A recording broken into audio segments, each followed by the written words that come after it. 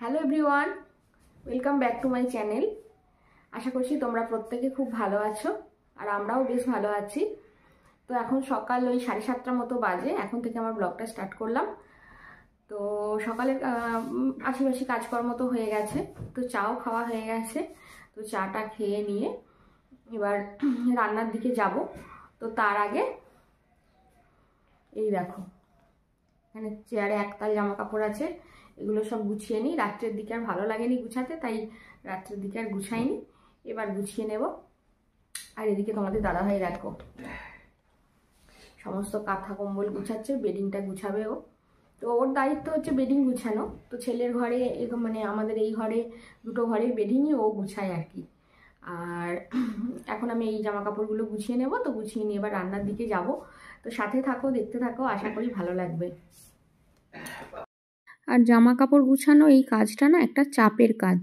জামা কাপড় দেখবে কেচে ধুয়ে তারপরে তোমার শুকনো দিয়ে তুলে রাখাটা, সেগুলো কোনো একটা অতটা চাপ লাগে না। কিন্তু এই যে তুলে যে রেখে দেয়া হলো, তারপর এই যে গুছিয়ে রাখার ব্যাপারটা না, এইটা খুব কষ্টের লাগে।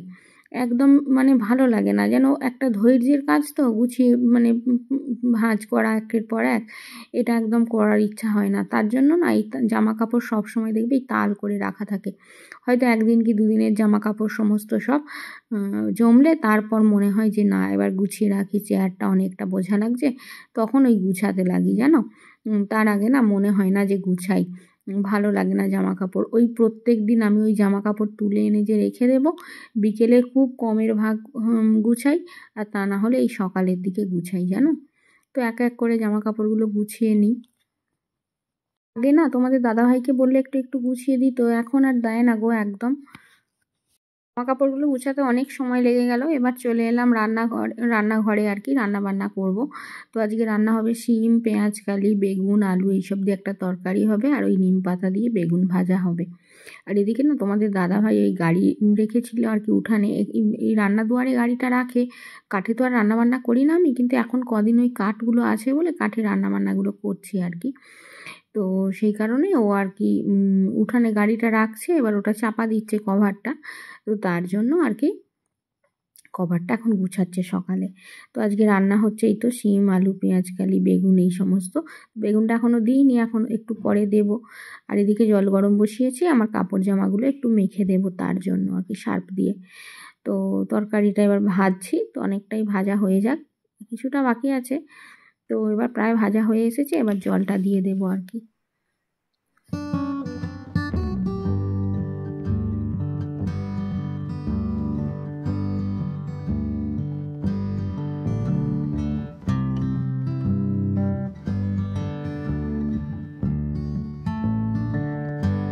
আর এই চচ্চড়িটার মধ্যে না একটু সর্ষে বাটা দেবো আর কি, তো তার জন্য একটু সর্ষে বেটে নিতে হবে। তো এই তরকারিটার মধ্যে জিরে টিরে কিছু দেবো না, শুধু একটু সর্ষে বাটা দেবো। তো তাই একটু সর্ষে বেটে নিচ্ছি আর কি।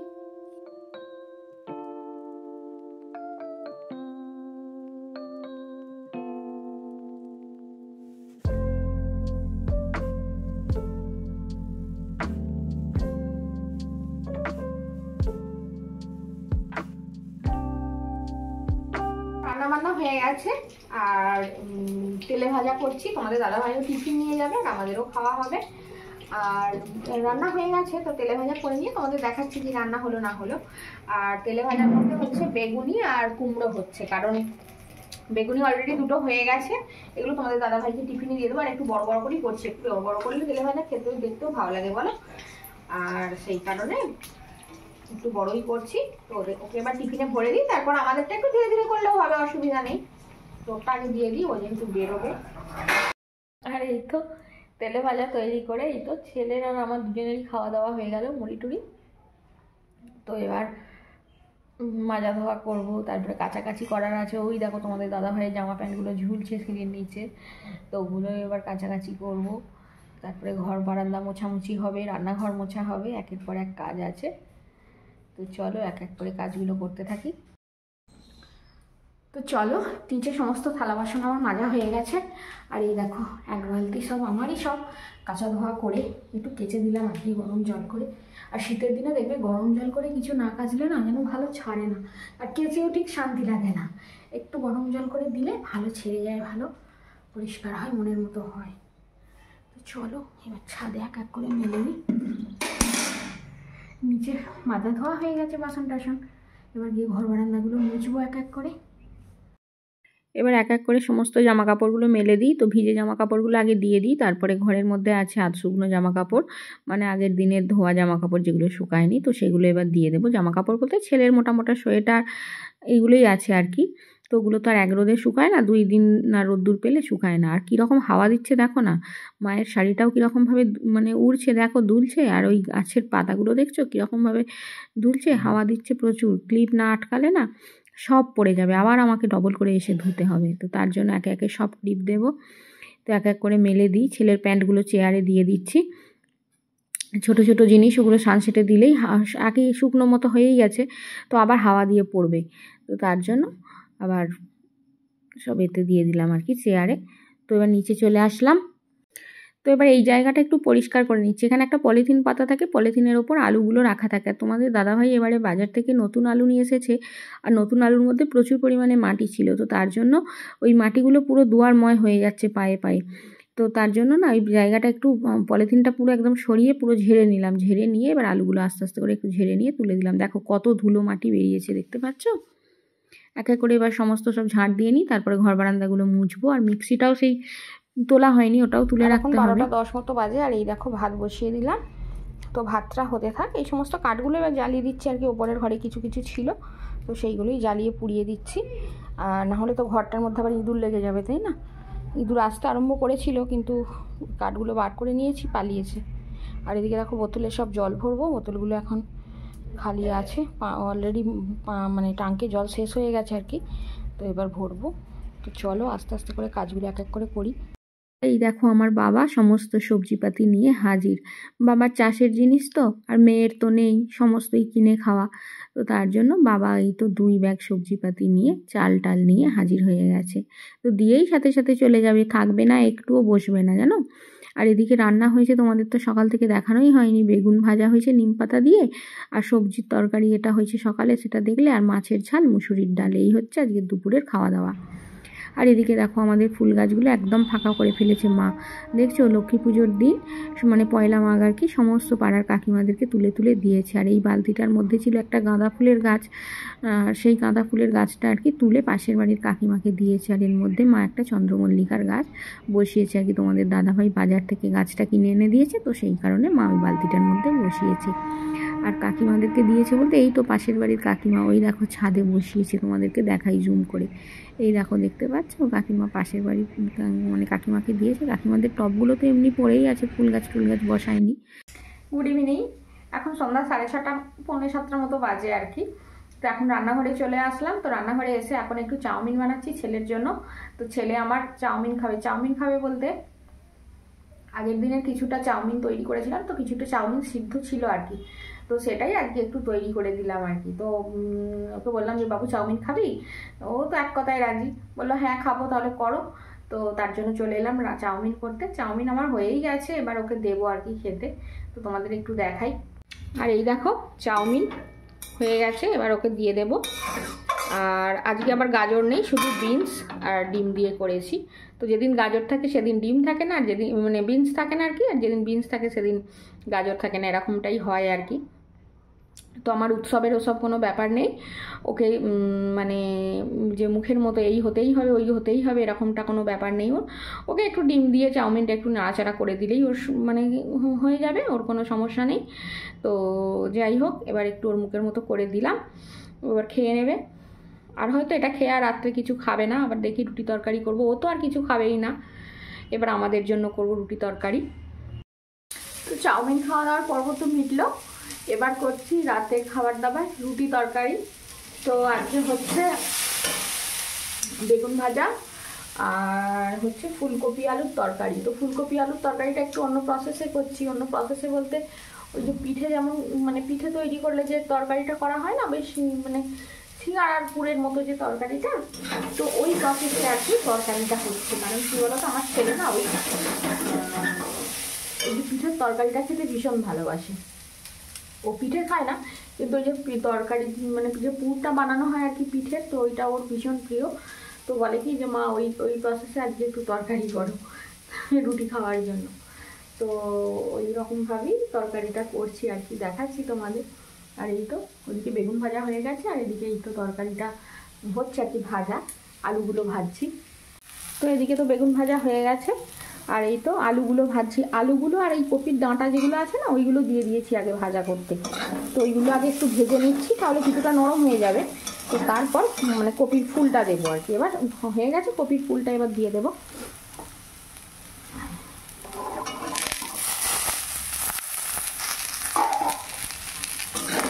এর মধ্যে আদা আর জিরে দেবো আর কি একটু, আর আদা জিরে দেবো, আর গুঁড়ো জিরে আছে ওটাই দেবো, আদা একটু গ্রেট করে দিয়ে দেবো, আর একটু গরম মশলা দিলেই ব্যাস হয়ে যাবে। তরকারিটা করতে বেশিক্ষণ সময় লাগে না, হয়ে যাবে তাড়াতাড়ি। এদিকে তরকারিটা সমস্ত মশলা কষিয়ে নিয়ে ঢাকা দিয়ে দিয়েছি একটু জল দিয়ে, আর তার সাথে সাথে এই মশলার কৌটোতে সমস্ত মশলাগুলো ভরে নিচ্ছি। কারণ পৌষ পার্বণের সময় সমস্ত ওই আলমারিতে যে নতুন জিনিসগুলো থাকে, ওতে যে মশলাগুলো থাকে আর কি, তো ওই মশলা দিয়ে রান্না হয়েছিল 3 দিন। তো সেই কারণে ওই কৌটোগুলোই বার করা ছিল আর কি। তো এখন এই পুরানো যে কৌটোটায় মানে যে পাত্রটার মধ্যে মশলা নিয়ে রান্না করি আর কি, সেই মশলা মানে পাত্রটার মধ্যে সমস্ত মশলাগুলো ঢেলে নিচ্ছি। কারণ ওইগুলো তো সবসময় বার করা মানে ব্যবহার করা ঠিক নয়। এবার মা দেখলে বকাবকি করবে, কারণ এগুলো সমস্ত আলমারিতে থাকে, এগুলো আবার আঁশ পেঁয়াজের ঠাকা হয়ে যাবে, তাই না? তো এদিকে তরকারিটাও হয়ে গেল, একটু চিনি দিয়ে দিচ্ছি। এর আগে একটু গরম মশলা দিয়ে দিয়েছি, তো এবার একটু হালকা করে চিনি দিয়ে দিলাম 2-4 দানা। এবার তরকারিটা একটু স্বাদ আসবে আর কি। তো এবার নামিয়ে নেব। দেখো কত সুন্দর লাগছে তরকারিটা, কি ভালো লাগছে না? দেখেই মনে হচ্ছে একটু খেয়ে নিই, তাই না? খুব সুন্দর হয় গো এই তরকারিটা, খুব ভালো লাগে। রুটি দিয়ে খেতে ভালো লাগে, মুড়ি দিয়েও ভালো লাগে। আমার ছেলের তো ভীষণ প্রিয়। এর আগের দিন যখন মানে পিঠে তৈরি করবার জন্য তরকারিটা বানিয়েছিলাম, তো আমার ছেলে কী করলো জানো, পিঠে তখনও তৈরি হয়নি, বলে কি মা একটু তরকারি দাও, আমি খেয়ে পড়তে যাব।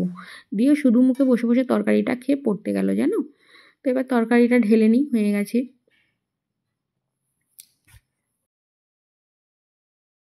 আর এবার বসে পড়েছি আটা মাখতে। তো আটাটা এবার মেখে নিই চটপট, মেখে নিয়ে রুটি করব, কারণ অনেকটাই সময় হয়ে গেছে, 8টা বেজে গেছে আর কি। তো তোমাদের দাদাভাই এখনও আসেনি, ওর একটু কাজের জায়গায় সমস্যা হচ্ছে। তো আটা মাখা ঠেসা হলো, এবার গুচি কাটার পালা। তো গুচি কেটে নিই। আজকে আবার একটা রুটি বেশি করেছি, 1-2 রুটি, কারণ মা বেগুন ভাজা করলে না মা মানে 1 কি 2 রুটি খায় আর কি। তো তার জন্য যা খায় খাবে, তো তার জন্য 1-2 বেশিই করেছি আর কি। তো চটপট করে এবার বেলে নেব, বেলে নিয়ে এবার সেঁকে নেব আর কি। নিয়ে আবার ঘরে যাওয়া আছে, তারপরে ভিডিওটা এডিট করব। এই ভিডিওটাই আর কি দিনের দিন ভিডিওটা পোস্ট করে দিই, তো সেই কারণে এই ভিডিওটাই গিয়ে এডিট করব আর কি। তো এবার রুটিটা বেলতে বসে পড়লাম। আর যেটার ওপর রেখে বেলছি দেখছো, ওই সাদা কাগজের মতো, ওটা কিন্তু মানে পেপার নয়, মানে খবরের কাগজ নয় আর কি। ওটা হচ্ছে ওই চালের যে বস্তা হয়, সেই বস্তা কেটে মা আর কি, আমার মা আর কি চালের বস্তা কেটে ধুয়ে দিয়ে গিয়েছিল, বলেছিল যে তুই ওইটার মধ্যেই মানে রুটি বেলবি আর কি। বারবার ওই পেপার নিয়ে রুটি বেলতে হবে না। পেপারগুলো কীরকম হয়ে যায় না, জল টল পড়ে তো রুটি আটা মাখতে গেলে, তাই না বলো? তখন ওই জায়গায় পেপারগুলো কীরকম বাজে বিচ্ছিরি নোংরা লাগে দেখতে। তো তার জন্য মা ওইটা করে দিয়ে গিয়েছিল ব্যবস্থা, খুব ভালোই করে দিয়ে গেছে, অনেক দিনই করে দিয়ে গেছে, কিন্তু খুব সুন্দর আছে। মাঝে একবার ধুয়ে দিই আর কি মাঝে মাঝে, তো বেশ ভালোই আছে। তো এবার চলো রুটিগুলো এক এক করে সেঁকে নিই।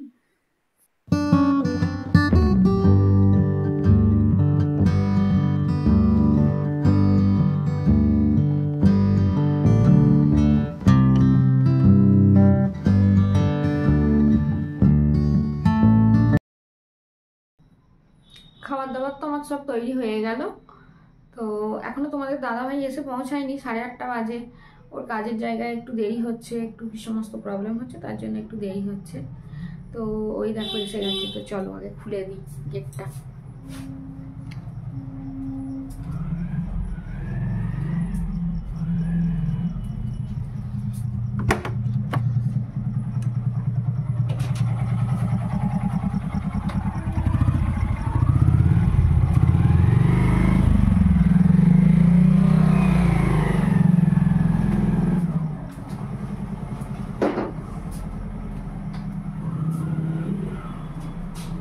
একবার খাবার দাবারগুলো দেখিয়ে দিই তোমাদের। এটা তো আছে রুটি, এখানে আছে বেগুন ভাজা, আর এখানে আছে এই তো তরকারি। তো এই হচ্ছে আজকের ডিনার। প্রেসারের ঢাকনাটা আবার পড়ে গেল।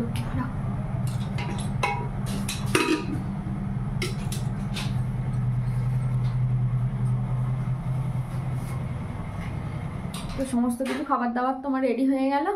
এবার ও ঘরে চলে যাব, একটু বাসন কোসন আছে দেখি এগুলো একটু নামিয়ে দেবো। এখন আর মাজা ধোয়া করবো না, সকালে মাজা ধোয়া করব। তো আজকের মতো ভিডিও এখানেই শেষ করছি। তো তোমরা সবাই খুব ভালো থেকো, সুস্থ থেকো, সাবধানে থেকো। আর ভিডিওটা যদি ভালো লেগে থাকে তাহলে অবশ্যই লাইক দিয়ে সাবস্ক্রাইব করো। আজকের মতো আসছি, নমস্কার।